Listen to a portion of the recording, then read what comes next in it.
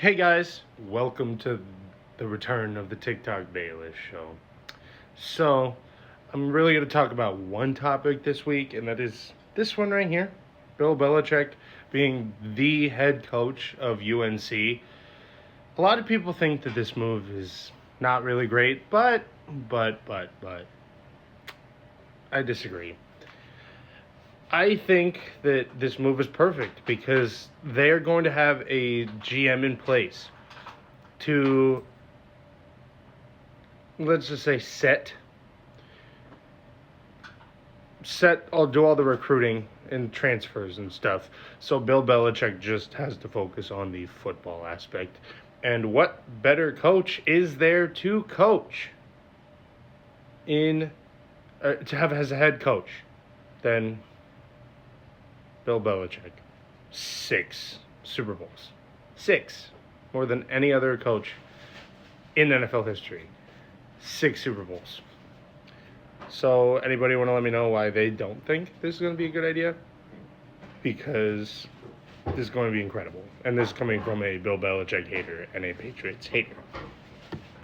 Next, we're going to talk some baseball because Blake Snell signed with the Dodgers for, I think it was 5 years, $185, so it's like $37 million annually.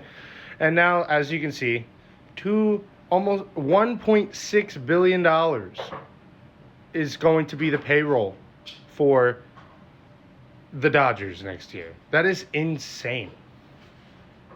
It's the remaining money on all their contracts, which is still incredible. Ohtani is making half of that by himself. He's making $630 million over the next 9 years of his contract, even though it's very falsified because he's only making $2 million a year. But still, then Blake Snell, and I love this move. Obviously, it's going to help their pitching rotation because they had a lot of pitching injuries last year.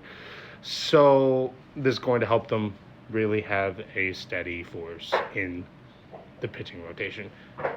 Which, now we're going to talk about Juan Soto to the New York Mets because it was 15 years, $765 million, which is the largest contract in North American sports history. That Ohtani had it before, but it was broken. It was broken 1 year later by the New York Mets.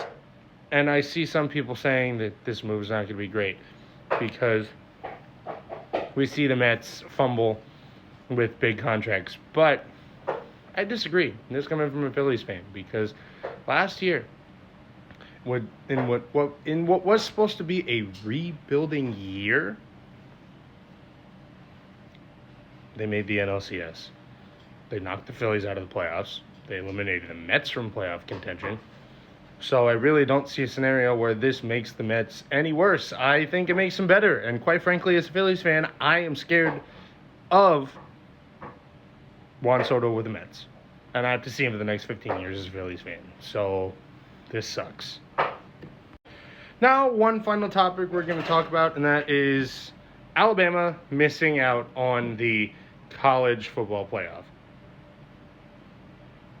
Listen, Alabama, you are a team that has constantly, for many years now, screwed teams out because you've had an easier schedule than a lot of teams, and you've won, and the other teams have lost because they've had a harder schedule, and so you get in by default. And now you're seeing what it's like to now have a harder schedule and not make it because Alabama, you're not as good. You've never been as good as people have made you out to be. I've seen through all your lies. I have seen through all the lies coming out of Tuscaloosa and Ain't Nick. And now that Ain't Nick is gone, Alabama's just a mid-level football team. They're a mid-level college football team anymore.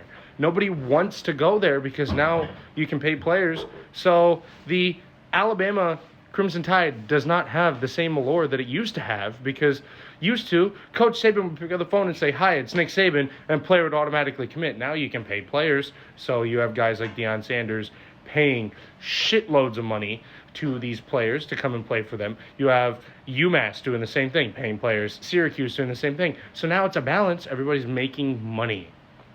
So now Alabama doesn't have the same appeal or allure that it does, and it's attracted to the past. Yeah, that's going to do it for the first episode of the TikTok Bayless show. I hope you guys liked it. This was going to be a quick episode, but I hope you guys liked it. This is just a return for me saying I'm back. I didn't talk about Jimmy Butler because I feel like if I wait a week, the Jimmy Butler trade is going to happen, even though he's limited his teams now to the Warriors, Suns, Rockets, and Mavericks. That's going to be a tricky trade to orchestrate. So I'm going to wait to talk about it until the trade actually happens.